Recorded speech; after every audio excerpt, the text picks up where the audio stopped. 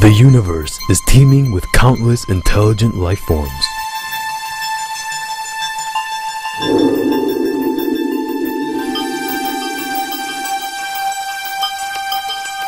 Estimated 400 billion stars in our galaxy, 400 billion galaxies in the known universe.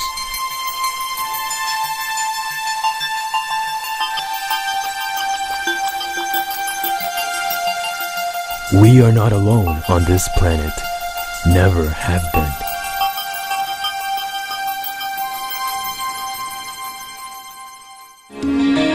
I had my first UFO sighting when I was 16 years old, walking down the street in Arlington, Virginia.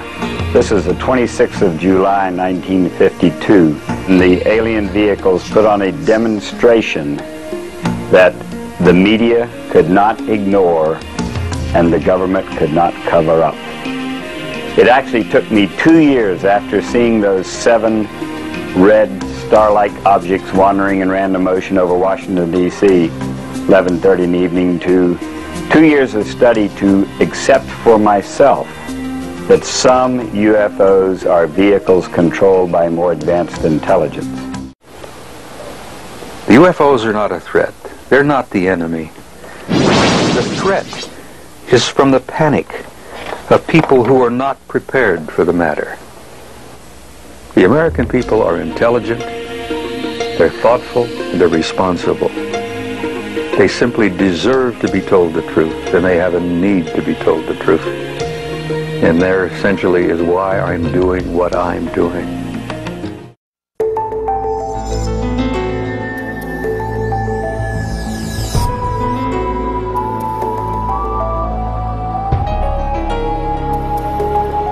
Hello, curious viewers, and welcome to Science and Spirituality on Supreme Master Television.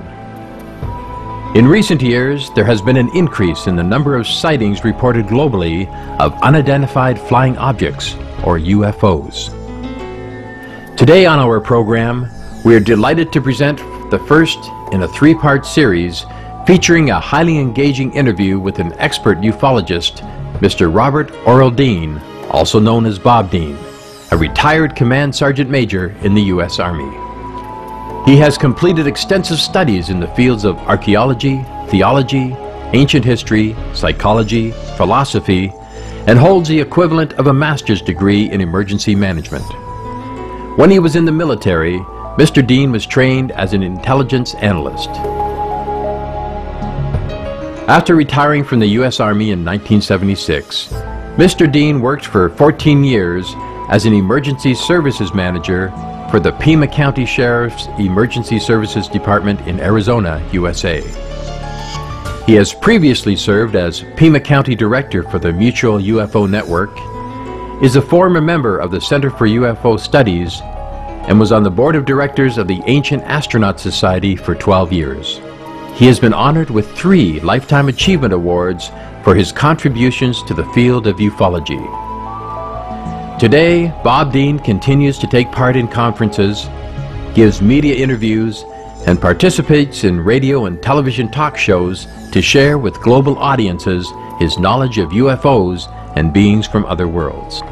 Our Supreme Master Television correspondent recently conducted an enlightening and eye-opening interview with Mr. Dean. Let us now hear from the wise Bob Dean.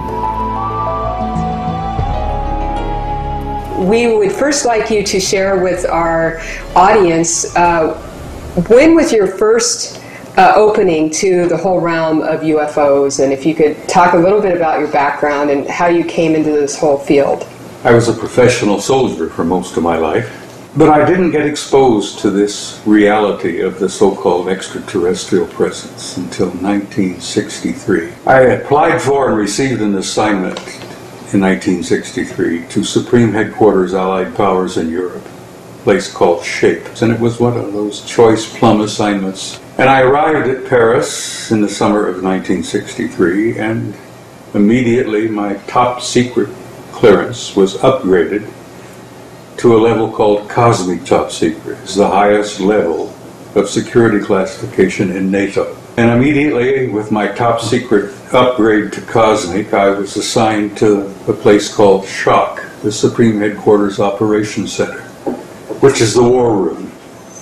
And when I worked in the war room, I learned of a study that was underway. It involved UFOs. And the reason was that a large number of metallic, circular, disc-shaped objects flew from the Soviet Warsaw Pact sector from the east toward the west. These objects were circular, metallic, disc-shaped objects in formation, very obviously under intelligent control.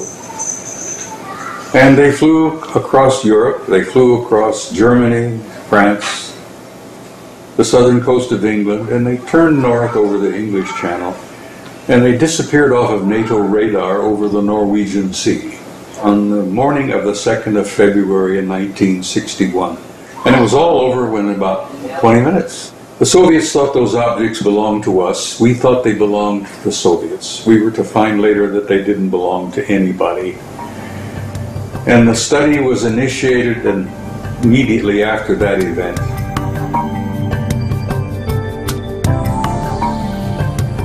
The top secret document entitled The Assessment, an evaluation of a possible military threat to NATO forces in Europe, was completed in 1964. Mr. Dean was given the opportunity to read the study. That was a spark that kind of kindled my fire in '64. I couldn't leave it, I couldn't walk away from it. The conclusion of the study was quite simple. Apparently there is no threat. Apparently the human race and the planet have been under observation and survey by several advanced extraterrestrial intelligences from the beginning of human history.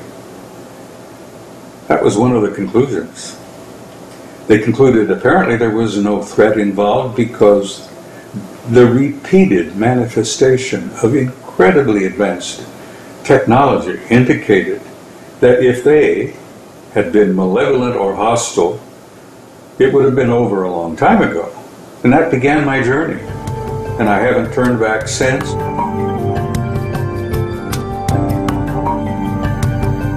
Mr. Dean was highly intrigued by the existence of extraterrestrial civilizations. Their mysteries were slowly unfolded to him after a series of extraordinary events.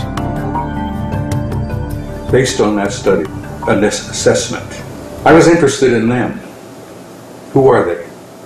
Where are they from? Why are they here? What's this all about? Why are they interested in us? I began to find out over the years that it wasn't about them at all. It's about us.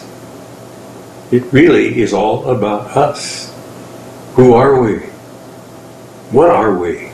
How did we come to be here? Why are we here? And is there a purpose? Is there a meaning in our lives? And where are we going? What's the future? Where do we go from here?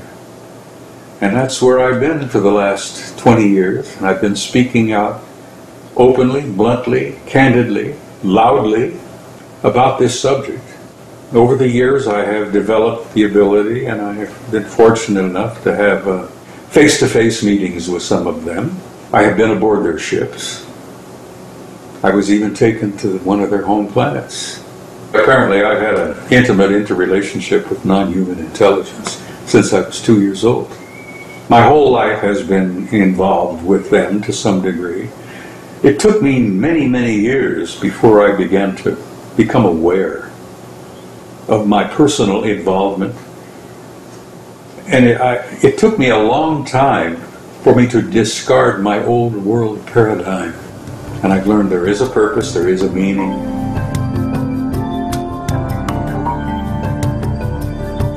Another important conclusion of the assessment is that the extraterrestrials visiting Earth are diverse in origin, with some even coming from neighboring galaxies.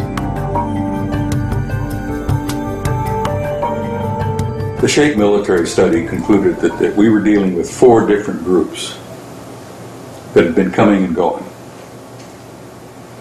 They were all humanoid, but they were not all human. But out of those 4 different groups, one group was so totally human, like us, They could sit next to you in a theater, a restaurant, or an airplane, or a bus. Doesn't matter. They could be in your midst, and you'd never know. Good God, they could be everywhere. Well, we were to find over the years that they are pretty much everywhere. They're in our midst. When I retired in '76, we learned that there were at least a dozen more from different places. And we learned back then, as early as 1976, that yes, some of them were interplanetary. Yes, some of them were interstellar. Yes, some of them were intergalactic. And by God, the thing that really upset the few that knew the story in those days was some of them apparently were multidimensional. They were popping in and out of portals from other dimensions. And some of the more advanced intelligences that we have encountered over the years have been multidimensional intelligences. Now we are having a relationship with interplanetary visitors, interstellar, intergalactic, but the more advanced ones, the more spiritually advanced, apparently are intergalactic. Well now, that was a difficult lesson to learn, not only by our military and our intelligence authorities, but our scientists. You see, we're looking at science that is 10,000 years beyond our own. And I think Arthur Clarke said it one time, that advanced scientific intelligence would appear to us to be magic. Well, it does appear to many of us to be magic. But it's not magic to them, it's technology to them.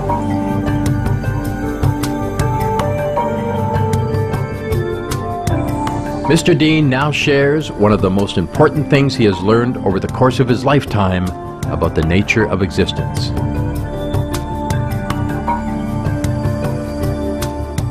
There is a purpose to our being here. It's not an accident.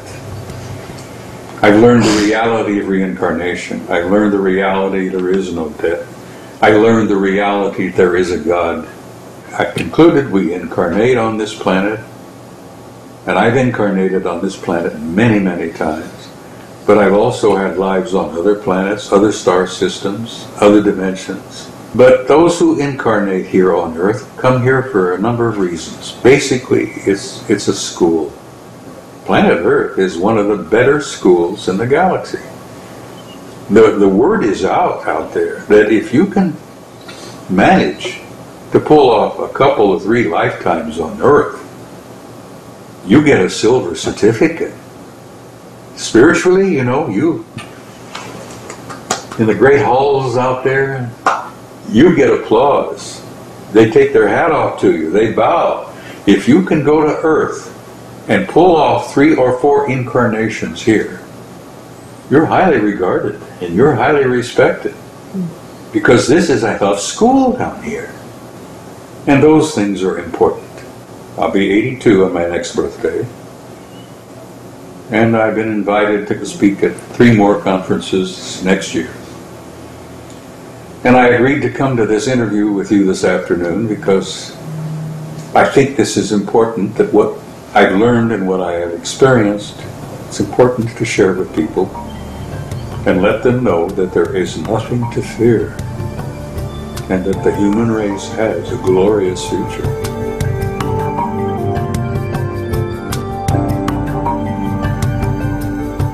Our appreciation, Mr. Robert Dean, for your generosity in sharing with us your extraordinary and fascinating experiences with UFOs and those from other worlds.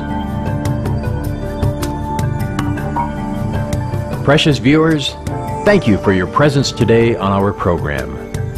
Please join us again next Monday on Science and Spirituality for the second part of our 3-part interview with Mr. Robert Dean, where he will further discuss the nature of extraterrestrials, including the inhabitants of Mars.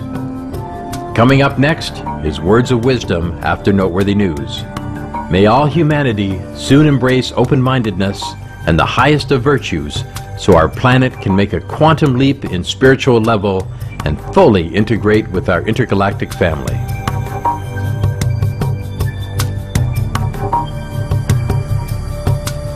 For more details, please visit www.suprememastertv.com/SS. The universe is teeming with countless intelligent life forms.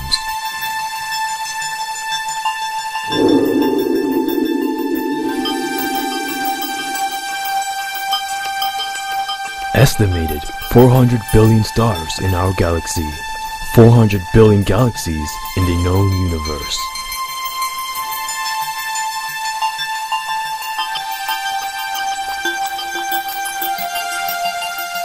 We are not alone on this planet, never have been.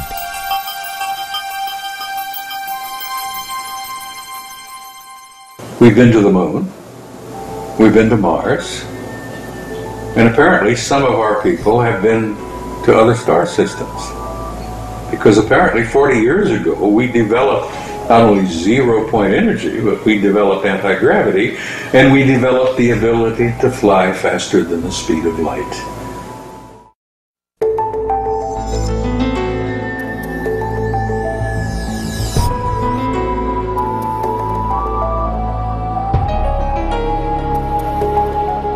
Hello, virtuous viewers, and welcome to Science and Spirituality on Supreme Master Television.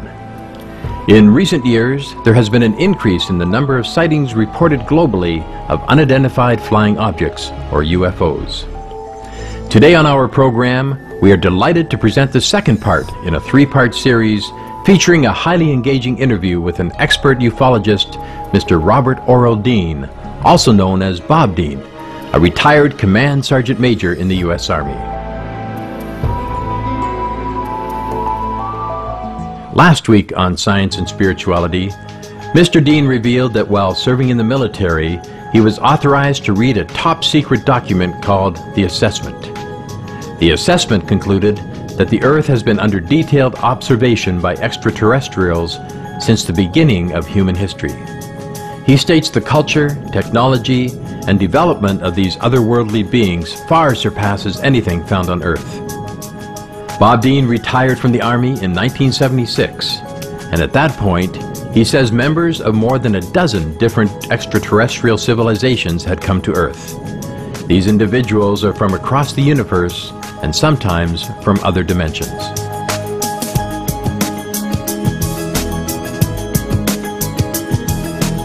They're not visitors. They're not here as tourists, dropping in for a weekend or something like that. The planet is under quarantine. And the only ones who come and go regularly are the professionals, the anthropologists, the historians, the scientists from their groups. They come regularly. They're here most of the time. It's one of the reasons why there is not about to be a disclosure anytime soon, because the story is simply too big.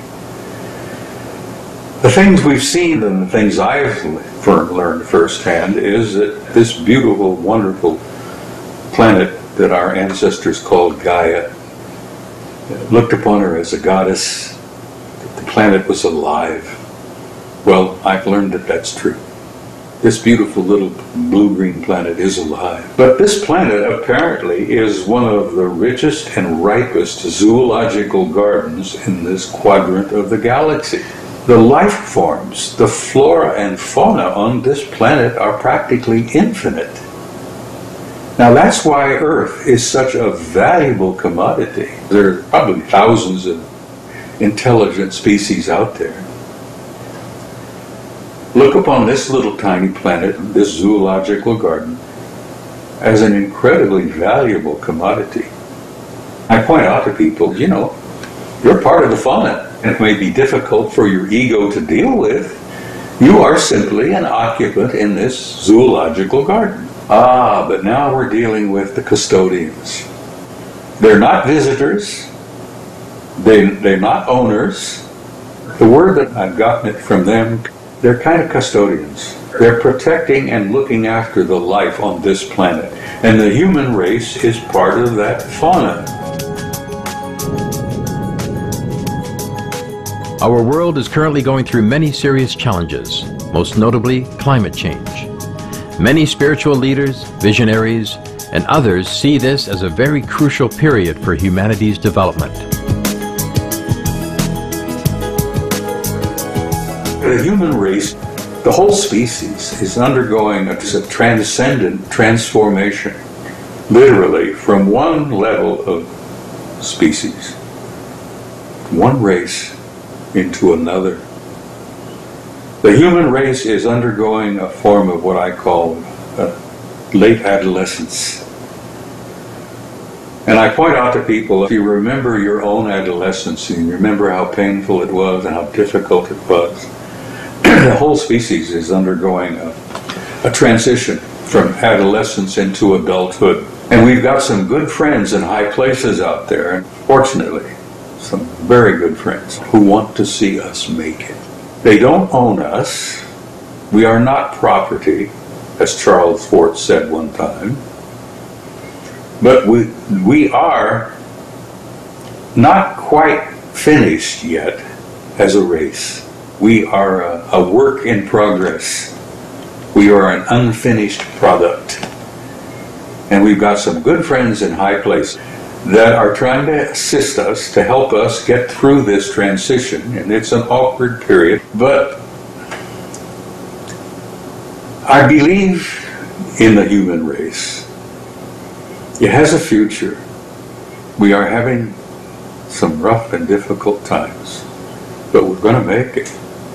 And the reason I decided to come with you this afternoon and give you this interview was hopefully to be able to say to your audience, to the viewers, that people really should not be afraid. They have nothing to fear.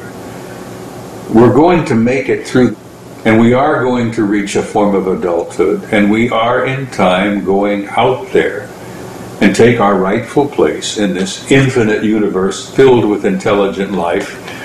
And I say to people, your children, grandchildren, great-grandchildren are going to the stars. And they're going out there and they're going to take their rightful place. Humans have a right to sit at those great conferences, those great tables filled with all the infinite intelligent life forms out there.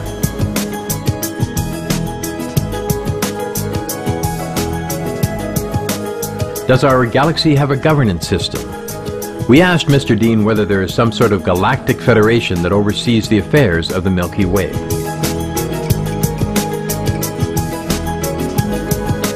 There is indeed, surprisingly, something very much like a galactic federation. And I will tell you that the headquarters for that organization is not even in this galaxy. It's in another galaxy. Apparently, the universe is literally teeming with intelligent life. And yes, some of the more advanced races have come together and they have formed an organization. And they do get together frequently and communicate with each other. And Project Earth and Project Human Race is at the top of their list at the moment because we are a difficult, troublesome species. And they are really working to help us get through this transition. Now, most of them went through transitions of this kind in their own histories, ancient histories, going back eons of time, millennia, eons, literally. Some of those advanced species are 1,000,000 years ahead of us, scientifically, spiritually, culturally, psychologically, sociologically. I've seen that, and I've been a part of that, and I've been shown that, which literally has caused my old paradigm to collapse. Because you see, I have seen what can be.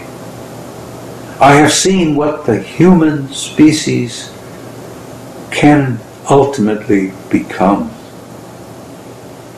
And I know that with assistance and help and guidance from a lot of them, we're going to make it.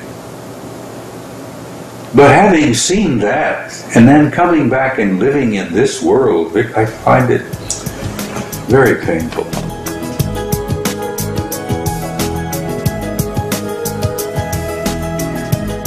On previous occasions, through her insights, Supreme Master Ching Hai has shared with the world some of the history of Mars. Some 40 million years ago, runaway climate change, the result of livestock raising, utterly destroyed Mars's surface and atmosphere. The residents who survived this immense catastrophe, all vegetarians, needed to go inside the planet to stay alive. There are some Martians still survived. You know, the good one, the virtuous one, they survived, but they could not live the way they lived before. They are underground and they have to recycle everything. Water, vegetable, very little thing they have. Around 6 million of them only. And it could happen to us also. It could happen to us like that. That we might have to live underground to survive. And recycle oxygen, recycle vegetable, recycle water, and be frugal and sharing absolutely everything, like the Martian people do. They are not used to with the living on the surface anymore. They're safer down there, because Mars is still not inhabitable yet.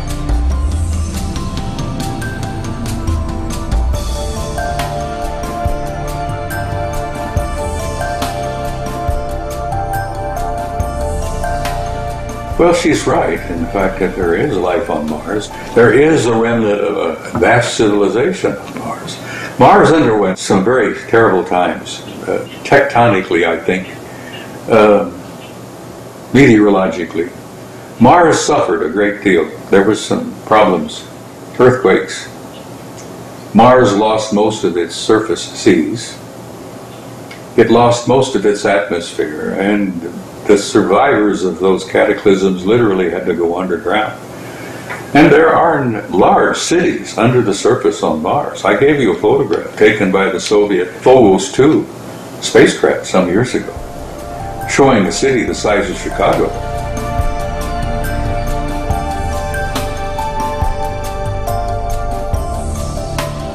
The Phobos program was an unmanned space mission launched by the former Soviet Union with the cooperation of 14 other nations to study Mars and its moons Phobos and Deimos. Phobos 2 was launched on July 12, 1988.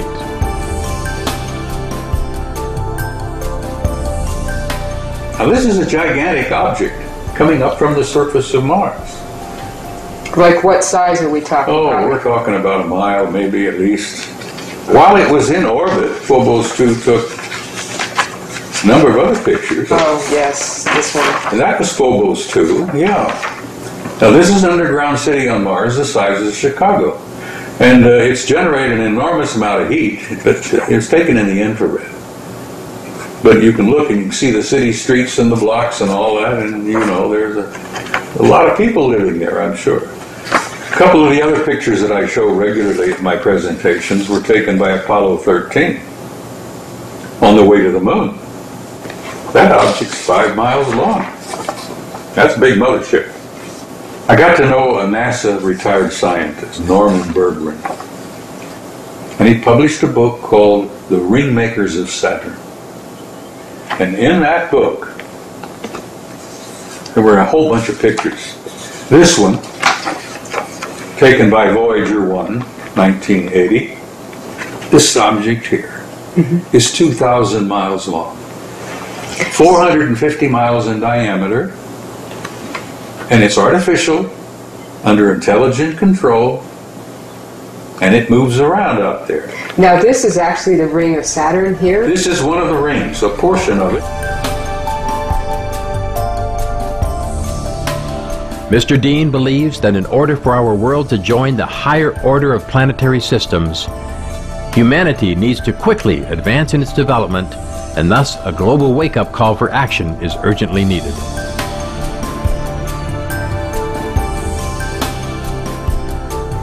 You're living in an infinite universe filled with infinite life, and you're about, as a species, to make this incredible jump into a new age. Yeah. But anyhow, there is hope. I'm feeling hopeful about the future of the race. With some help, I know we're going to make it. With heartfelt sincerity, Thank you, Mr. Dean, for sharing your profound knowledge and precious wisdom with us. Brilliant viewers, please join us again next Monday on Science and Spirituality for the final segment of our interview with Mr. Robert Dean, where he will further discuss how the intergalactic custodians have helped humanity to constructively evolve. Thank you for your presence today on our program. Coming up next is Words of Wisdom after Noteworthy News. May we all choose the path of loving all beings to ensure a beautiful world for future generations. For more details, please visit www.suprememastertv.com/SS. The universe is teeming with countless intelligent life forms.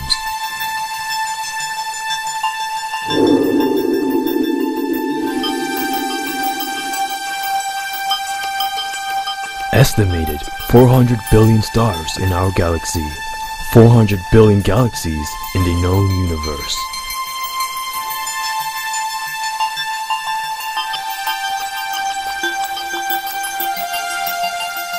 We are not alone on this planet, never have been.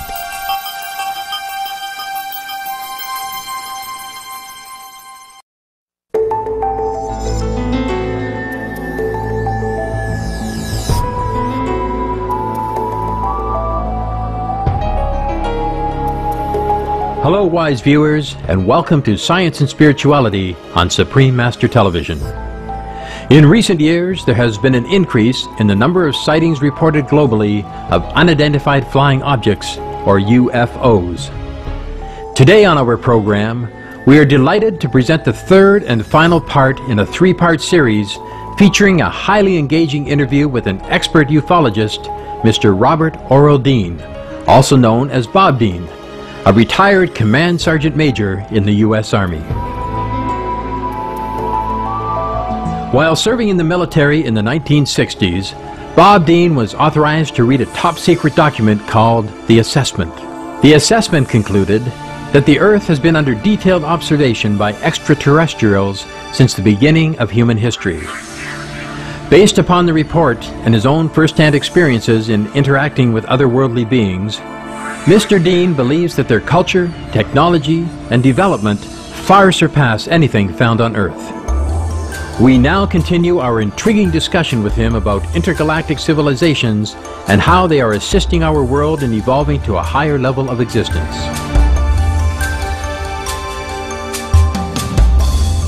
They have a program underway. Let me tell you something bluntly.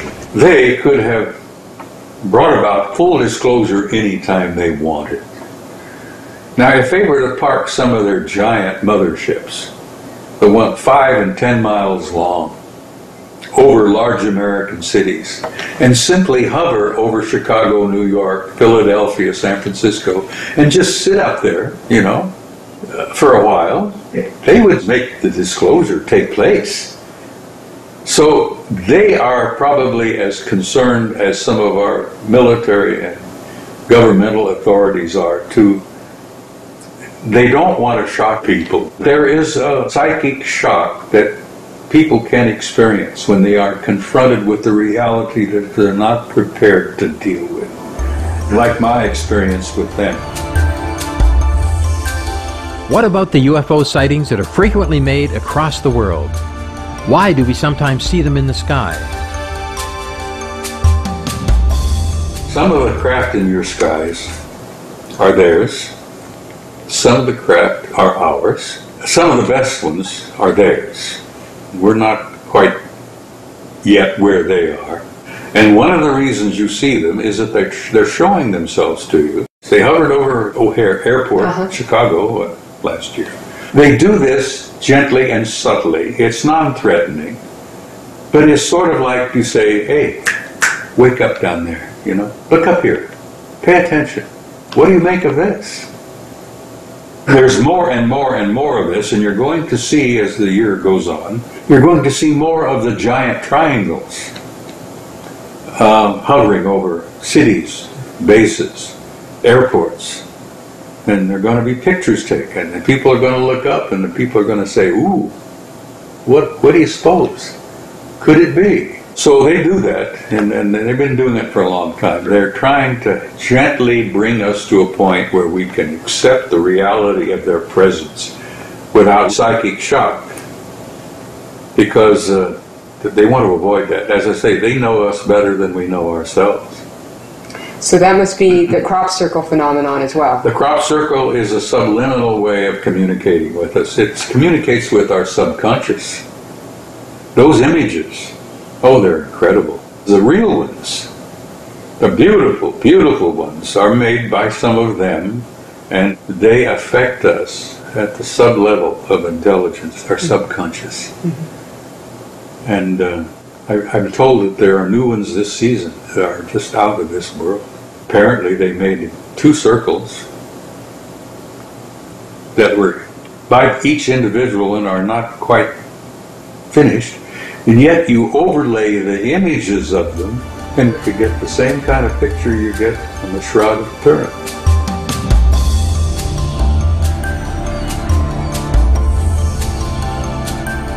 Australopithecus, a hominid species that has long been extinct, is considered by scientists to be an ancestor of modern humans.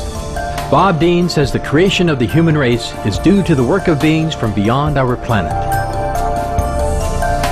One of those groups literally had a hand in re-engineering us genetically from old Australopithecus, which was an evolved creature in Africa. And by blending us with their genes, they literally created a new species. They created what we call Homo sapiens sapiens. One of the things I've been shown is that the human genome is literally a gold mine. The human genome is the reason why we as a race and a species are so valuable.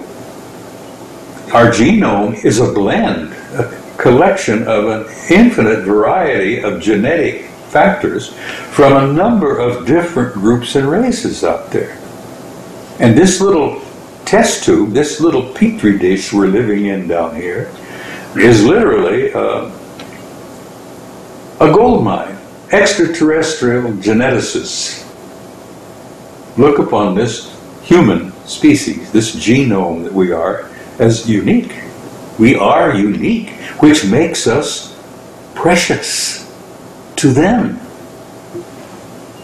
Now, if we could only get ourselves to grow up enough to recognize where we could start feeling ourselves that we're precious to each other. Oh, that's coming. As we develop as a species, what is the universe's marker for our progress? Mr. Dean gives his insights. There are many among us who have developed compassion and love. That is the bottom line. Love. Because we have a creator, and that is one of the factors of that creation. That source of life, that source of light, gives nothing but love. And when you've been out there, as I have, and I've been out there physically, spiritually, you learn that the most powerful, the most overwhelmingly powerful factor in infinite intelligence in life is love. And many human beings are making that step. Bob Dean says he has not only interacted with extraterrestrials, he has also been on their spaceships and visited their planets. We asked him to describe his interstellar travel experiences. Out there's no such thing as we understand it, of getting in a ship, pushing the button, cranking up the old motor, and chugging off out there, and traveling from here to there. No, that's not the way it is. That's why we're having such a problem coming to terms with it. They're not limited by that. They don't literally go chugging off from here to there. Their technology is such that they can be there from here like that, literally. They tried to explain to me the facts that there is no death, that out there is no time, there is no such thing as past, present, and future. There is only one eternal now. And we apparently, some of our scientists and some of our technicians have learned some of that because we have developed already 40 years ago hyperluminal flight. Ben Rich, Lockheed Martin, said some years ago, before he died in 95, he said, we can take E.T. home. That was about the time E.T. the movie was out.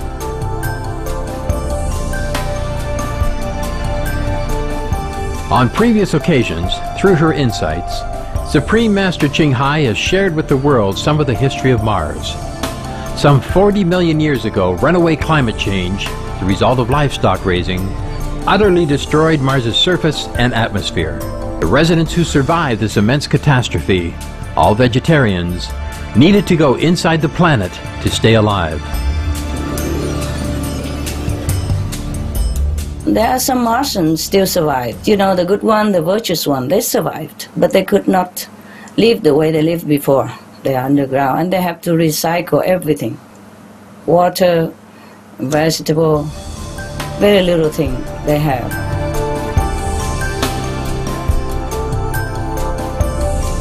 During a video conference with Supreme Master Television staff in Los Angeles, California, USA on October 3, 2010, Supreme Master Ching Hai was asked to comment on Mr. Dean's endeavor to let the world know about a photo taken by the Phobos 2 spacecraft of an underground city on Mars which is approximately the size of Chicago, USA.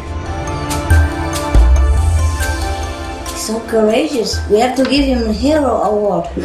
Wow. Wow, we thank him immensely. We thank him so much. This will be very good for humankind to know this. This is a knowledge that all humans should know.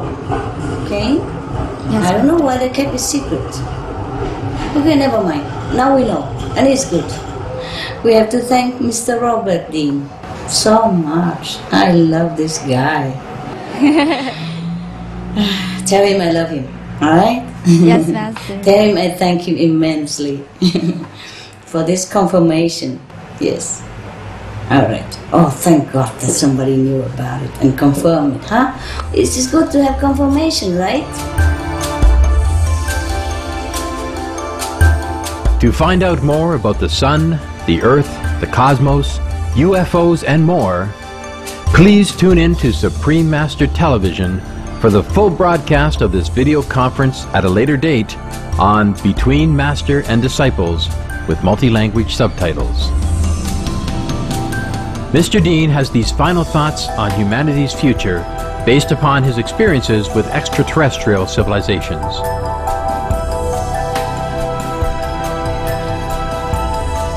And in closing, I want to say to your viewers that you get a tendency to get a little discouraged and depressed, and you get a little fearful sometimes. But I want to tell you from what I've seen from the past, the present, and the future, that you're in good hands. Remember this, there is a God, there is no death, you are infinite, immortal being, you are sparks of pure divinity yourself. And this race, this species, does have a future. We're going to make it. We're going to get through this transition, this transformation, this adolescence, this painful period we're going through. And there's going to be a new dawn and a new day and a new beginning. And there is a future for the human race, and I want your viewers to take heart, be brave, and love someone. Perfect. That's all I have to say. Yeah. And thank you. Thank you so much. It's been such a pleasure and a blessing to have you on our show. Been Thank my you. pleasure.